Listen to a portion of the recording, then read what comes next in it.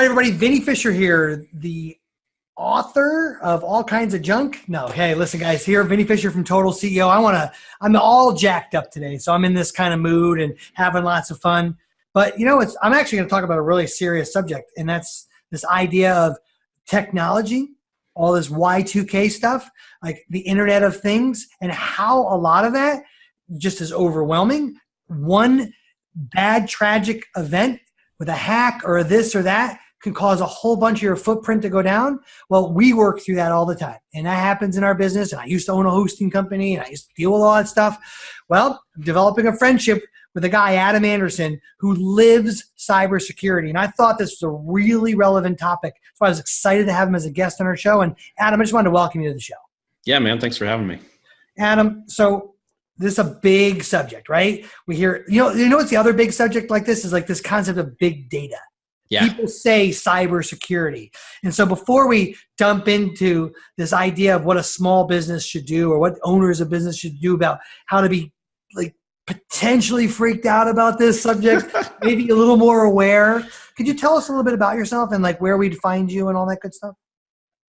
Yeah, so Adam Anderson, serial entrepreneur. I've had a bunch of companies. Most of them have cratered. The only ones that work are cybersecurity companies. And my loving wife said, hey, how about you stop making rock and roll cutlery and get back into the cyber game? So just real passionate about the small business entrepreneur. Do volunteer work for Clemson University, entrepreneur in residence there, mentoring a lot of their baby MBAs. I kind of call myself the dream crusher. No, you're not going to go raise a couple $100 million right out the gate. You probably should come up with a sustainable business. Hey, maybe even get a job and get a side hustle. Just give it a shot. So I really love the idea of cybersecurity, not because of the technology, but because our businesses are all about systems and business processes. Okay. And cybersecurity is what you do to ensure those business processes function the way you want and protects it. If someone wants to know about you while they're looking, they can just go right to adamanderson.info. Yeah. We'll talk about some special offer stuff and things you have for our audience. But while they're like checking you out, not just your ninja beard, they can go. And that's the spelling of Anderson's with O-N, not E-N, right? So it's A-N-D-R-S-O-N, adamanderson.info. That's right. And you have a branded page at /Total CEO for stuff for our people. We'll talk about that gift in a little bit. But if they want to look at that while we're watching or listening, that's where they could go? Yeah, that's it. All right, cool, great. Hey, so here's how I see this, right? Let's get everyone framed in on this. What is it the thing that we're not aware of that we need? Why is this such an important issue that we need to be paying attention to cybersecurity? The game's changed. Like when you say ransom, like they come in, they hit you with a bot, they do whatever they do to kind of slow your site down. They'll say, hey, we'll fix that for $1,000. So like, the zeros aren't relevant, but how does that play out? So it's basically like that. Either you're going to notice something is wrong, either with your website, or more accurate now is somebody clicked on something they shouldn't on email, and now bam, ransomware is installed on your machine. They encrypt your hard drive and you can't access your stuff until you pay a ransom, which by the way, never pay the ransom. Never pay the ransom. Never pay the ransom. You pay the ransom. So a friend of mine is an FBI negotiator. You might know Chris Voss, like never split the difference. Yeah. His motto is to never pay the ransom. The man's right. He's absolutely right. Matter of fact, you get on a list that, this guy pays ransom. Let's hit him again. So do not pay the ransom. Right. Chances are the technology is not good. The key they send you isn't going to unlock your computer anyway. It's just another sucker move to keep drilling it, right? Because what do we marketers say, right? Adam, a buyer is a buyer is a buyer is a buyer. That's right. That's not necessarily always a good thing, right? No, but the science works. The science works. Buyers buy, right? So you just used the fancy term, ransomware? Yeah. That's nothing more than some kind of malicious software that gets on your computer or in your network that disrupts your business. And you get like some splash page on your screen that says, hey, you've been hit, contact information, how you engage with the criminal, and where to send Bitcoin. Everyone wants Bitcoin, digital currency. Is that one of the triggers you look for? Is the crypto digital currency is a flag to where we're dealing with someone that you really have no traceability to? Yep. So I don't think people realize that's a new sexy currency, but it lacks any compliance or regulatory value. So it's a big red flag to do. I'm a lawyer, right? So to me, I'm like, crypto sounds cool and I don't know if it's going to make money or not, but I have no recourse. Right. So it just sounds cool, but I mean, I have to rely on Adam being a good guy. I'm just picking on you because you're on the phone. But yeah, I'm a good guy. Yeah, but you're right. But don't I have to rely? I mean, lawyers don't do well on, we just got to trust in the faith. Yeah, it's not going to happen, right? And the pain point is they're demanding payment in cryptocurrency. Majority of us probably have no idea how to go get it. So even if we wanted to pay, which we established you shouldn't, the fact that they're addressing, we want Bitcoins, and certain hospital systems got hit with this stuff and their electronic medical records got locked down. They couldn't take people in the ER. They paid, right? Of course they did, because they think they're held hostage, right? Yep.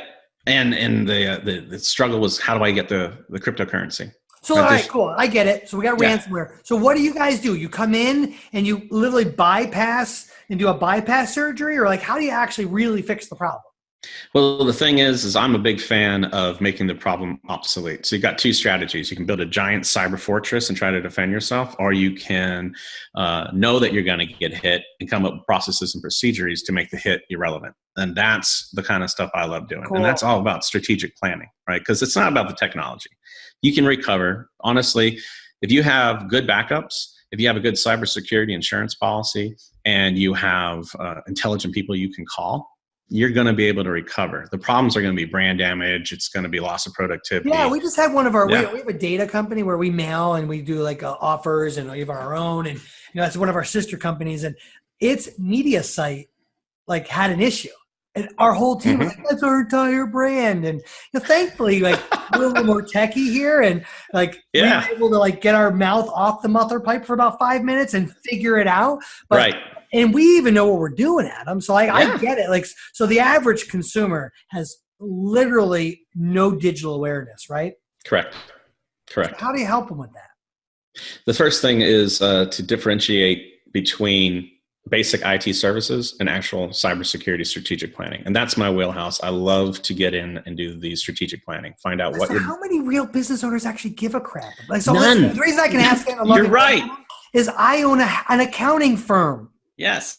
I do. No one cares that I can save you money or show you how to track your numbers. They say they do, but it's all crap. They don't want it. They just need it. How do you deal with that? So the message I use is, look, let's take the accounting firm, for example. Yep. If you're filing taxes, February, March, and April are pretty important. Yep. What would happen if you couldn't work for those months because you're working with the FBI and you're having to notify all your all your good news for us is we're not a big tax practice, but I get your point. Yeah, play along your analogy. That's going to hurt a tax practice big time. Right, and that's the key. And maybe it won't. If you are Amish and you're creating rocking chairs by hand and selling them at a flea market for cash, you don't care about cybersecurity. So the first step is, should you even care? And if so, how much? Yeah. That's the real thing. And we care, right? Because we run a cloud for all of our stuff. And imagine we couldn't access. So your example is better taken. Like, what if we couldn't access our cloud? What's our backup? How do we deal with that plan? And so the first thing is, you would say, awareness of, do you have a digital footprint that actually, if disrupted, would actually cause some type of disruption in your business? Is that kind of like step one? Yeah, and what's your threshold for pain? Right. So what if you can't reach the cloud? If you can survive for 2 weeks without getting any of that data, it's not a huge inconvenience. But if you need it hourly, minutes. So that's the key. Is what is your threat risk? What is your appetite? And so how you can establish that pretty quickly by a couple questions, right? Yeah, it's usually some homework I send you, and then within the first hour, we figured out if you should care or not.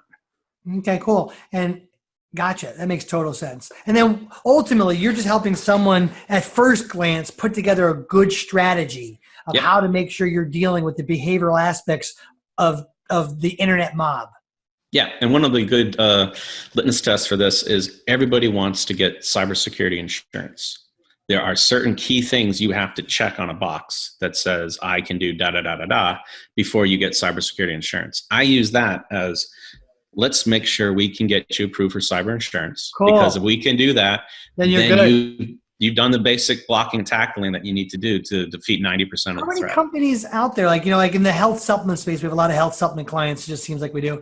And there's this like insurance company, Chubb, and we have a relationship with them. How many cybersecurity company insurance are there? Probably not many. It's like a specialty, right? No way, man. They're all offering this. Is it all riders to their general liability now? Really? Most of them, they do have some standalone policies, but I'll tell you the number one thing to look for. It doesn't matter about the money. It matters that it comes with a disaster response team. Because you'll get $1 million and you've been hacked, you still don't know who to call. Gotcha. The insurance companies are now offering those services along with their insurance. All right, riders. You hear that, tribe? Hack number one. If you're out there by your insurance guy getting sold a rider or standalone on cybersecurity, and you don't have the hazmat team that comes in and fixes there you go. The policy's not going to work too well. Is that what you're saying? That's exactly right. And a matter of fact, that solves so many problems that if you have good patching, you've got good backups, and you do some basic blocking, tackling IT, that group can come in and stand you up. They have some great success stories where they bring in a PR person to help with your customers, a lawyer to help with the law end of the thing, white hat hacker, forensics. They just bring a superstar team. And yeah, you still have to deal with it. You'll still be talking to your customers, but you're not alone. And you've got professionals who've been there and done that before. You're talking 24-hour turnaround to get back to recovery if you have the right things in place beforehand. All right, so let's assume we have a digital footprint, and it actually has some real, honest, painful considerations, because that's the business you're in. We're not talking about the Amish wheelchair guy or whatever. Right. Rocking chair guy. I don't think they need wheelchairs, but my point is. And so let's just say we're dealing with somebody who looks like they really fit cybersecurity issues. What's the first thing you'd recommend they do? Well, the first thing they need to do is calm down. So, and I know this is a bit touchy-feely, but cybercrime scares the hell out of people so much that they begin to make bad decisions. And so I tell people, look, it's too important to be taken seriously. Yes. Cybersecurity is just another business process. Treat it like you would marketing. Approach it with an analytical mind and look for your threats. So the first thing I want to do is take them out of fear and bring them into curiosity. All right, so what am I trying to do? Second is you just got to know how your business works. Yeah. There's so many owners out there who don't know their books. Well, you got to know your business systems. What makes you the money, what gets you the customers, and what allows you to produce your product. Those are the things we're going to be looking at to make sure they're secure. Because if you're not closing business, you're not staying in business. If you're not billing, if you're not fulfilling, I should probably make a rhyme out of that. That sounded good. If you're not billing, if you're not fulfilling, you're probably illing. I don't know. But at the end of the day, you're certainly not chilling. You were not chilling. You could have been, but nah, man, you dropped the ball. So that's the key is know thyself. You start with know thyself, and then we begin to take the next steps, which is layering on technology, processes, and procedures. All right. So it's like a lot of this, like even for us digital guys, it starts to sound very complicated fast, right? Mm-hmm. And so I love it. First thing you do is get my mouth off that muffler pipe. Love it. As a lawyer in my asset protection and building corporate practice I used to have, same thing. People were freaked out about the boogeyman in the closet more than they were about the reality of what could really happen to them. Exactly. Right? And so you help with that first. Then what happens next? Like, what should I really be? Let's say I actually believe you. Okay, fine. It's just a process. It's part of scale and growth. Accept it like I do, making sure I got to scale up customer service or make sure that my campaigns are profitable. What would you recommend from there? So you need to engage with somebody who actually knows how this stuff works. Okay. Don't try to do it in-house. I don't really know what these letters stand for. They just slipped my mind. CISSP. These are the guys who are the master's degree in cybersecurity who've been taught how to do business alignment with cybersecurity practices. So a certified specialist, CISSIP or whatever you said there. Yeah, CISSP. CISSP. Yep, and those folks have to have at least 5 years experience. So you don't know who to trust. You're working. So you don't actually do that work? No, that I do that work. But if you can't get me, and there's somebody who's knocking on your door, gotcha. There's something to test. So if you're working directly with me, we get on the phone, we talk for 30 minutes, we find out whether or not you got a problem. But you seem like a super nice guy. So our crowd likes working with nice people, right? I am so nice. So they could go to adamanderson.info/total CEO. You're offering, what are you offering there? Yeah, that first 30 minutes, right? We'll get on the phone for 30 minutes to an hour. If we're really having problems, there's no real time limit. We're just going to have a talk. Because but your kind of structure is 30 minutes. You're trying to vet out that this is an avatar that makes sense to you. If you're getting past first base and you're kissing cousins and you can see you can really work, then we'll go. That's how it goes. Right? That is absolutely right. And then we've got a methodology that we follow. That's 5 steps. And it's you assess where you're at, you discover how you're doing with where you're trying to get to. You've got a vision of where you're going. Because, honestly, if you're in growth mode, we're going to approach it differently than if you're sunsetting. All right. Now, you got something interesting here. I'm reading along your stuff. You're writing a book called Top Cyber Tips for Accountants? I am. Yep. That's kind of cool. So we have this trusted advisor network where we've built out all these pimp cool things for our accountants. I think we should get you connected into that world, bud. Yeah, dude. So I'll tell you the big problem. Everyone loves scary statistics. I'll throw some at you. Accounts for sure, probably, right? Exactly right. Oh, wait till you see my spreadsheets. So financial services are number 3 on the hit list for cybercrime. That's globally. 2. Manufacturing is 2. Healthcare is 1. Healthcare makes sense. So financial services, but the lion's share of those attacks, 70%. Of cyber attack goes to small businesses. And good news for accountants and CPAs and financial planners and bookkeepers, et cetera, et cetera. They generate 18.4% of all the revenue of small businesses. They are the number 1 moneymaker of small businesses. What do you mean by that? Explain that. So I pulled some numbers out of Entrepreneur Magazine, and they did a study of the top 15 grossing revenue generators. Yeah, I saw that. Great article. And so the number 1 on the list were accountants.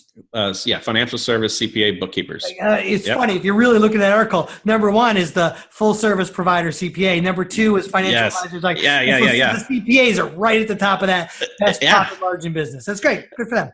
And you have the keys to the kingdom. You have all the information for all the other small businesses. So these guys are super savvy. Why hit everybody when I can just hit one and get everyone else? So accountants are really being targeted hard these days. And so I figured if I was going to start somewhere, let's start with CPAs. I feel like I can have the biggest impact. By the way, there's 480,000 of them just in the United States alone. It's crazy. Right. And so of them, I by the way, I can hand you a bunch of numbers on that, right? That's our market of who we work with for what we do. So it sounds like we're going to have a bigger friendship. So that's great. Sounds like we'll work together in other ways. All right. So I thought that was really interesting. I want to make sure everyone heard that. Like, your professional who's into your QuickBooks has exposure into your business. Like, business owner, have you thought about that? Like, don't go just get some cheap bookkeeping service who's going to do stuff for you. It doesn't matter if they market well or not. Have they even looked into what data protection looks like? And they're the back door into your business. And so, here at Fully Accountable, that's one of the things, we have to have a plan in place because we got to deal with that stuff. But I bet you you're saying probably north of 90% of the accounting community has nothing in place, right? Which is why the internet mafia goes in that direction, right?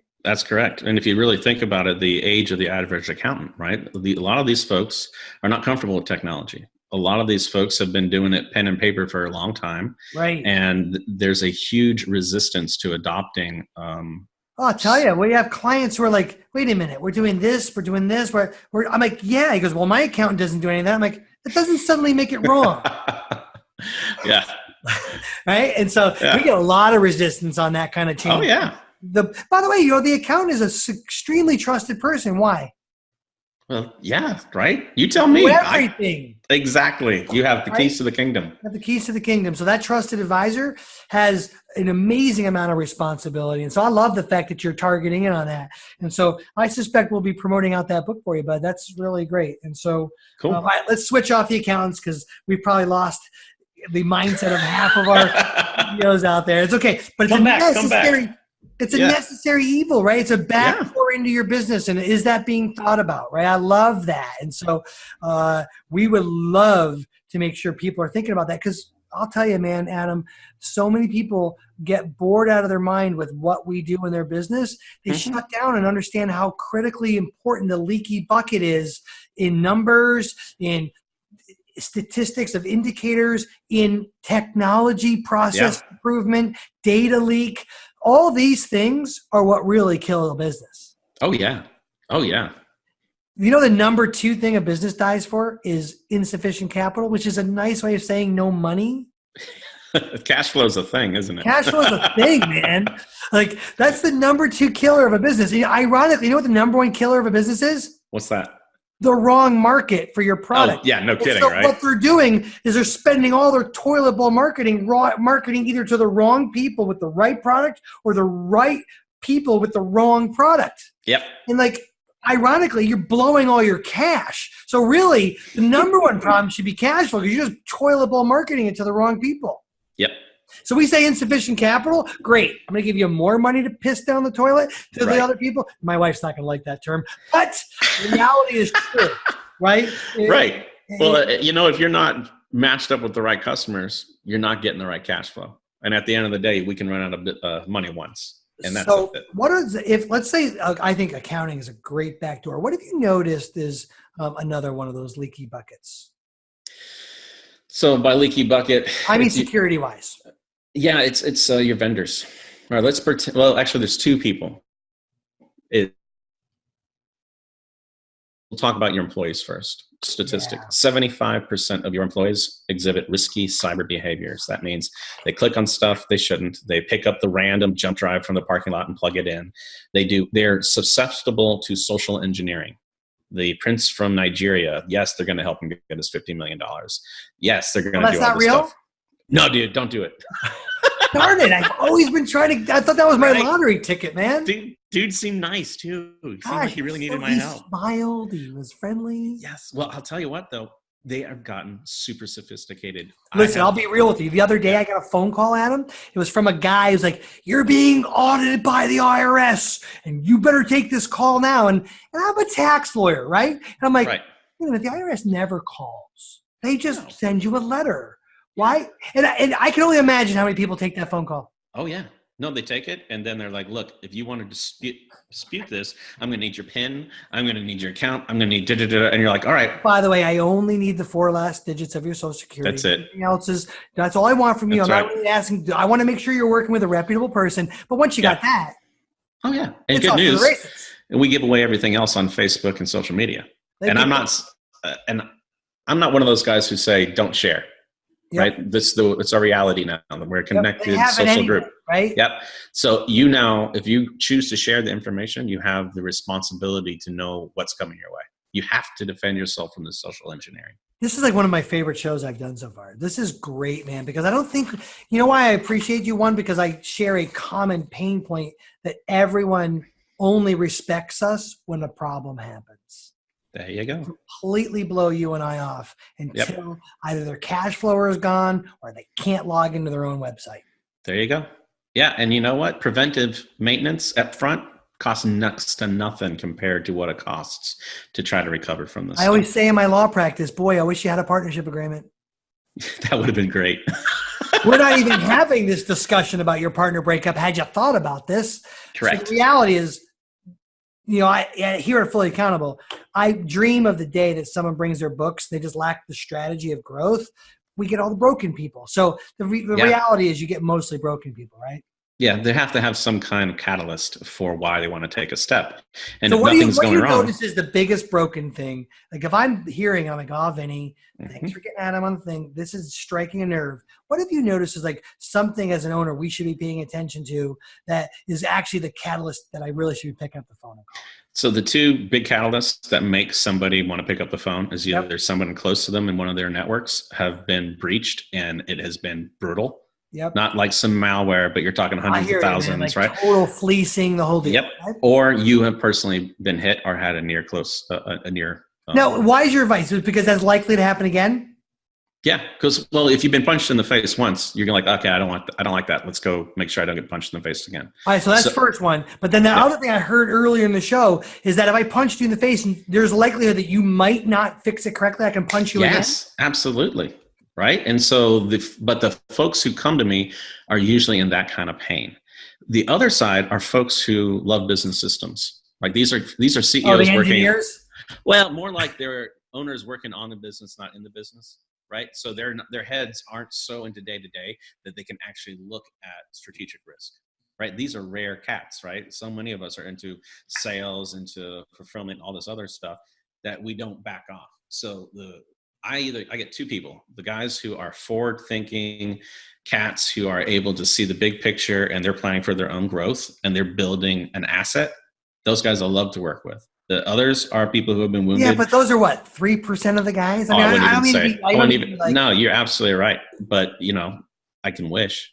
Yeah. So if the unicorn is listening, you Please, can totally go do some planning with Adam. For the rest of you who look like me, unfortunately, then what you have to do is really pay attention to these warning signs that are around your business. So pre-attack, what would be some of the warning signs you've learned that people should be paying attention to? When the business owner understands how they make their money and they understand their business processes, that's when they are able to take a next step. Gotcha. Right. And so if they see a threat towards those primary business systems. So if you're ignorant about how your business works and all you do is show up and work hard every day, but don't understand what's creating value, you probably aren't. You're not a good cut. You lack the self-awareness to get the whole ecosystem, right? Yeah. But if all right, I do behavior 1, 2, 3, and that gets me customers, and then I do 4, 5, 6, and now I'm good. We know we're going to concentrate on those 6 things.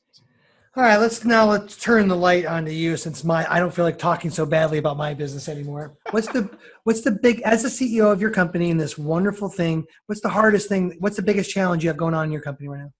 Well, so this is my second cybersecurity company. I'll talk about my first one. So I fired myself 3 years ago because I realized I grew it beyond my competency. I'm a great startup guy. I'm really good at figuring this stuff out, but operations, oh, bless my heart. No, that's a Southern thing. I learned that while I was down here. What is? Southern things an operations thing or bless your heart? No, bless your heart. That's just because you're a turncoat trader from the Ohio State Buckeyes, we can talk about the trader tendencies of the Southerners. Let's not get into that discussion right now. It's too soon. Still too soon. Too soon. So what's been really difficult for me is removing myself as the CEO but staying the owner. It's been a huge identity crisis. Who the hell am I if I'm the guy? No one calls me anymore. I'm not the person they want to go to conferences because it turns out we are not our roles. Our individuality is someplace else, right? So that's been a hard thing for me over the last 3 years. And I keep going back and launching businesses trying to scratch that itch. And it's taken me a while to separate my identity from my businesses. Nice. And so to me, that is the thing that I'm really working on right now is who am I? I got to figure out my personal identity. And what I really am enjoying, I'm taking my daughter hiking for 3 days, the rest of this week, and being able to be an active participant in my family, as well as building profitable companies, has been a dance that's just been fantastic to learn. That's awesome. One of the things is I think that not everybody is an entrepreneur or a business owner. The reality is people want to be, they dream about it. Yeah. There's only a few class of us who really are. And one of the things I've discovered about us is that we have a desire to acquire. It's built within us. It's totally built within us. Yeah. So I noticed that when I was pulling away, not trapping myself in the business, growing the company, I noticed that I'd go start another one because I have this desire to acquire. And one of the ways, Adam, and our audience can help speak to you and reach out to you about what works for them. And I'd encourage you guys, anyone and gals who are hearing this, to do that. One of the things that worked well for me that I'd encourage you to do is our COO was frustrated, as they all are by us. And we talked this through one day, and a light bulb went on for both of us that I needed to look at the broken parts of our business as a new company. Mm-hmm. So I have the permission to come into our business and look at the things that either aren't built or done or aren't done right as a new opportunity. And when I started doing that, instead of going out and creating a whole new company, I can fix something in our business it's new. Yeah. It was a game changer for us, man. I love that perspective. Something to think about. Yeah. Yep. Cool. All right. So what's something that we can help you with? So the primary thing is when you're getting into a new market, I am needing to collect stories and experiences of CPAs who have gone through the struggle of cyber and cybercrime.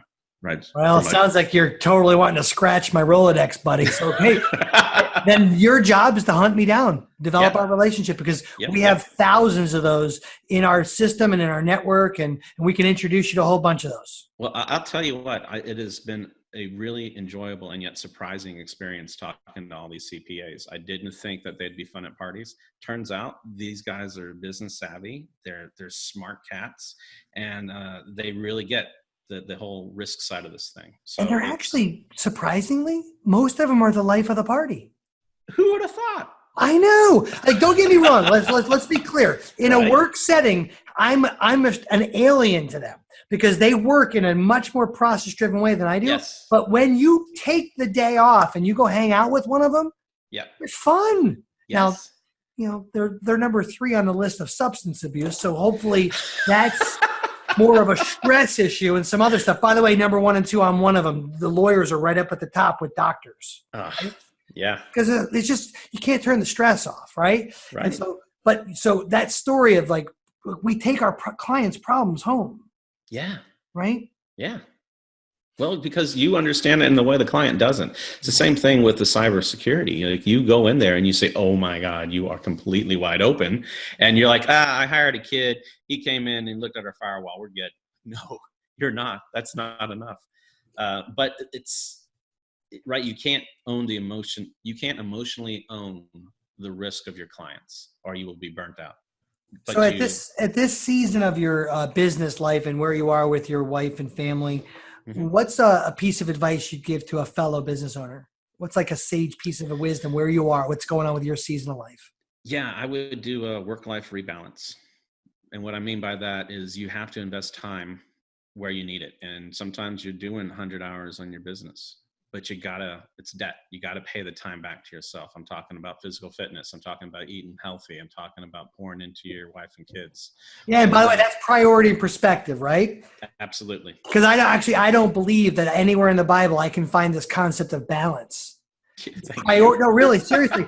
People use the word, and it's not the right word. It's priority and perspective, right? Yes. And so I love what you're saying there is like, how do we reprioritize what's actually truly important in our lives? And a key point of that is you have to value rest.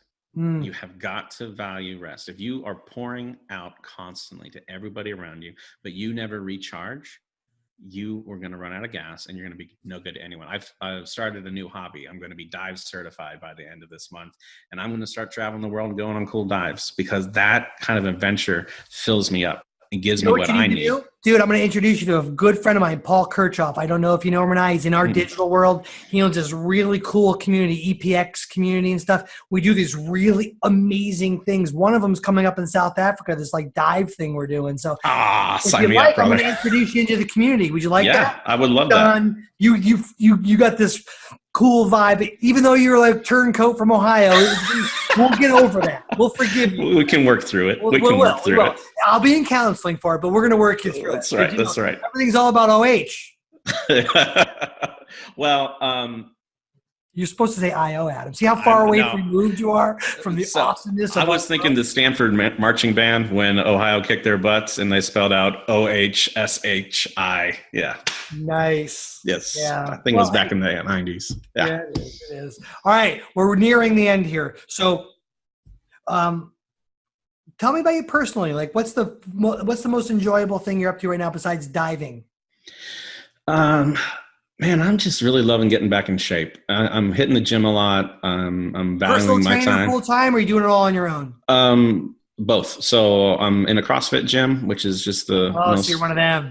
I'm getting there. But here's the thing is when you show up and then you don't leave for 2 hours and the thing is done. One of my dearest friends and his wife own a CrossFit gym, and I love them to death. It's my favorite. But it's a cult, bro. It's my favorite cult. It's a cult. No, I know. We have the Kool-Aid and it tastes so good. It burns when you're drinking it, but the Kool-Aid is, So it's that, but it's also literally not a religious cult, but it's close. It is as close as you need to be. And, and I'll tell you my other thing that's filling me up right now is I take at least 2 or 3 lunches a week and I meet with a young entrepreneur. So I met with in a mentoring sense? Yeah. Oh, and good for you. It's just about talking. So we talked about I got a kid who is a really good dog trainer, and he wants to start a professional services thing. I'm like, that's great. Here's where you start, and here's what 3 years can look like. And then another cat today, he used to work on luxury yachts and would do all the stuff for that for 18 weeks. And like, you are master at operations. You can apply that to management consulting, like, and just helping these folks take that next step. And sometimes the only thing they need, like the guy I was talking to today, is like, this was helpful because you reminded me that I was worth something. Can you think that I was on a high after that? Yeah, that's a good thing. Yeah, that's a good thing. That's like pay it forward type stuff right there, right? I mean, yeah, but it's selfish. A lot of guys just need permission. Yeah, but it's so selfish. I feel so good doing it. It's not for them. I mean, good, they got a value out of it, but it helped me by giving back. Well, can we go ahead and share a secret with everyone? Let's do it. The mentors get more than the mentees. That's the truth. Buddy, I really want everyone, I don't care how old you are or how young you are. If you're not, I just told this to a life group of teenagers that I help walk through life together with. I just said, if you're not mentoring somebody, you don't get it. You already have a witness in a journey to help the guy behind you. Yeah. And you grow so much doing that. Yep. That's great stuff. It's some of the best time I spend. All right, Adam Anderson, Anderson. Yes. SEN's out there. It's spelled SON, like our son.com or .info, /Total CEO. You have an offer where you'll get and let our community get on the phone with you, walk through whether or not they even should be worried about cybersecurity, and then at what level, right? That's right. Love it, Adam. Hey, Adam, thanks for being on the show today. Yeah, I really enjoyed it. Thanks so much. It's been great having you. Thanks, bud.